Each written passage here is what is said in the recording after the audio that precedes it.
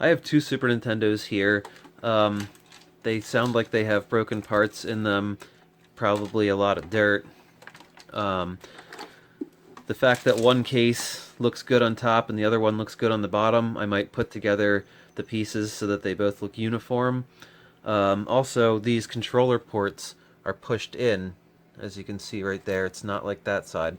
The left side is really pushed in, and that's a common problem. It happened to this one too. Now I have a third Super Nintendo with the ports still intact.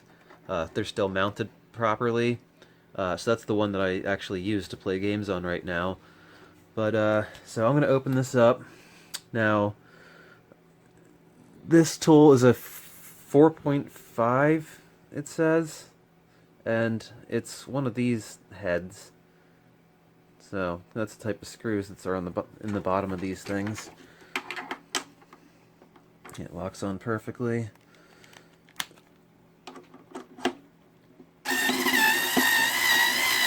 Alright, now the screws are all loose. Let's take this thing apart.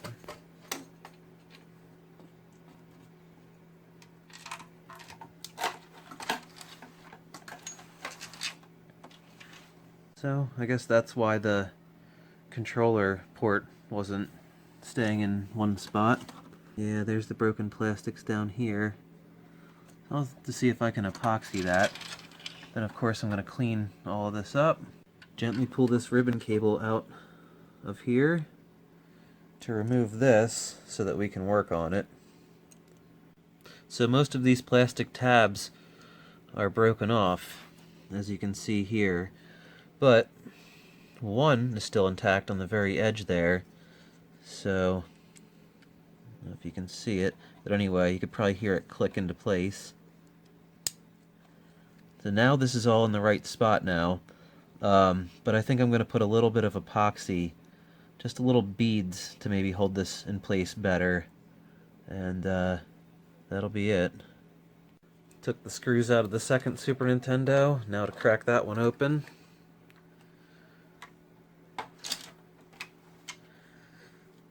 And they're both, I guess, about the same when it comes to how dirty they were. Actually, maybe this one's a little bit dirtier. But either way, I have to clean it up. And, oof, look at all the dirt and junk in here. But, yeah, this one has the same issue, so I gotta take this one out. Pop the little ribbon cable off underneath here. Boy, even the ribbon cable had a lot of dirt and gunk on it, if you can see there. So this thing really needs a good cleaning. Also, look at these broken chunks of plastic that were rattling around in there.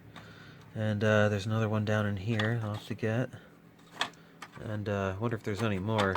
I guess I can take this and try to empty it out. Yeah, here's a few more tabs for the controller port. I'm not sure where these two pieces broke off from, but actually there's another little fragment there too. Alright, well, let's clean these things up and get some epoxy on those controller ports and slap them back together. Upon closer inspection, I noticed that there's parts of plastic busted out here and pieces stuck in here too. So it's actually in a lot worse shape than this one is. But I mean, I'll get it all back together and glue it up or something and get it functional. There were actually some of the plastic pieces broken off from around here that were actually behind here, keeping this from snapping into place. But once I shook them out and got the debris out of the way, it snapped right in. So this one's going to be fine too with some epoxy. Now this is all the plastic that came out of both systems. As you can see, the plastic chips have more than doubled after opening the second Super Nintendo. But like I said, both of these actually are functional, so let's clean them up and get them back together. After cleaning these out with compressed air, I'm going to clean everything up with some alcohol, Q-tips, and such, and then we will get the epoxy going.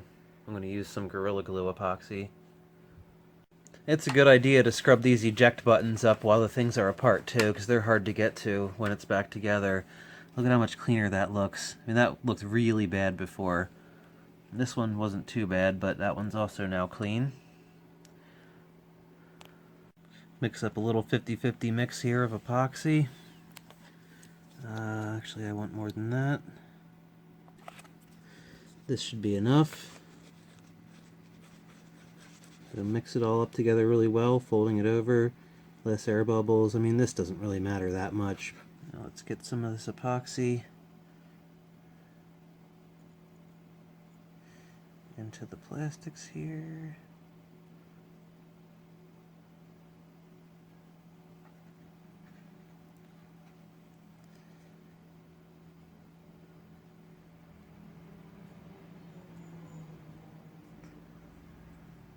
Let's do the same to this one here.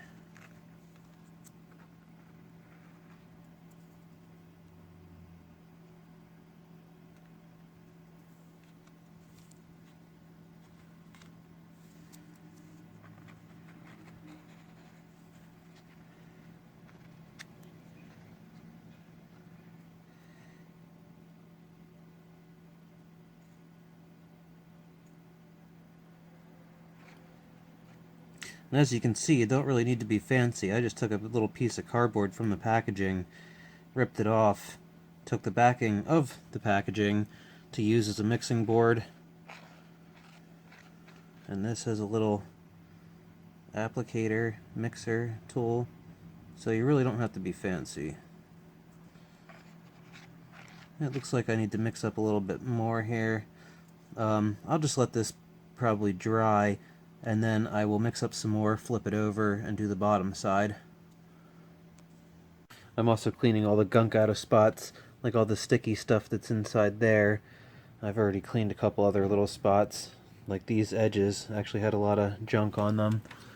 Let's see. This top looks very clean. The other one had a lot of sticky stuff. I don't know if it was soda or what, but I'm almost finished cleaning it now. I just noticed the damage here to this pillar and this section here, and it must have happened a long time ago and became brittle because it will not even move. It's locked into this position. But anyway, both tops are clean now, and still waiting for the epoxy to dry. Gonna flip them over, add some to the bottom, then put these things back together and test them. Mixing up a little more epoxy. The other side is dry, so now I'm doing the bottom sides. 1, 2, that spot looks pretty good. 3, 4, and 5. 5 spots where we have tabs broken on the bottom sides now.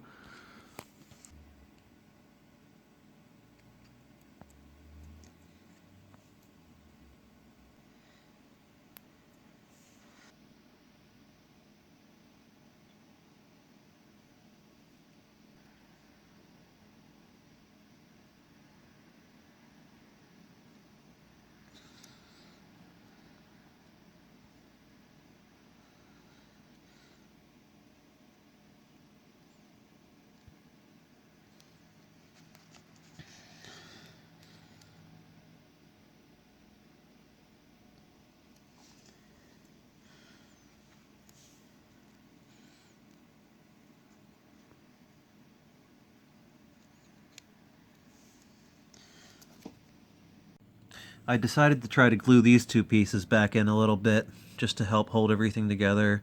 So I glued them together and then put glue, or epoxy around all of the edges and put it back together. It looks like it should stay once it's dried.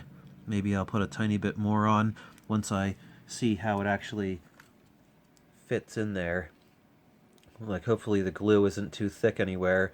I actually pulled some out of the crevices to make it not stick up so high so that everything will go back together better. And, I mean, I guess I could always grind it down or trim down some of the epoxy if needed.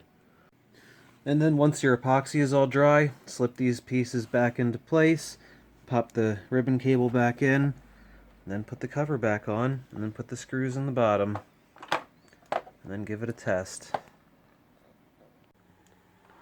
I unhooked the Super Nintendo that I normally use, that's a known good working one, with the controller port still intact. And I put this one, which was one of the ones that we repaired. It's the clean, nice looking one. So let's turn it on, make sure everything works. Oh, by the way, the controller clicks in very nicely now. Listen. Perfect. Start. Start.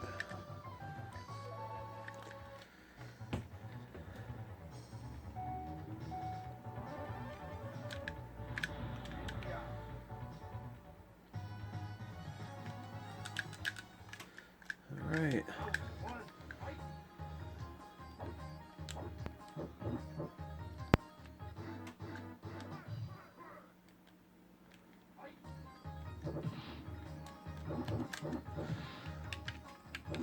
So it looks like everything works.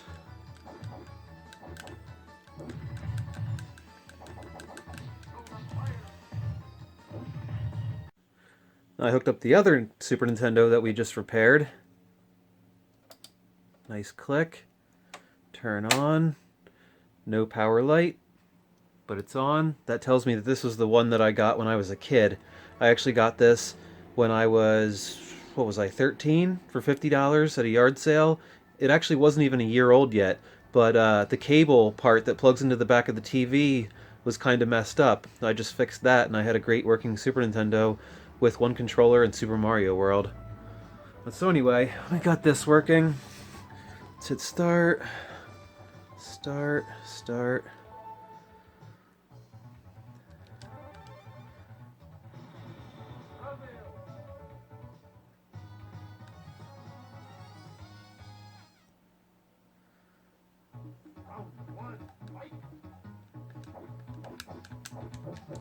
Alright, looks like everything works on this one too.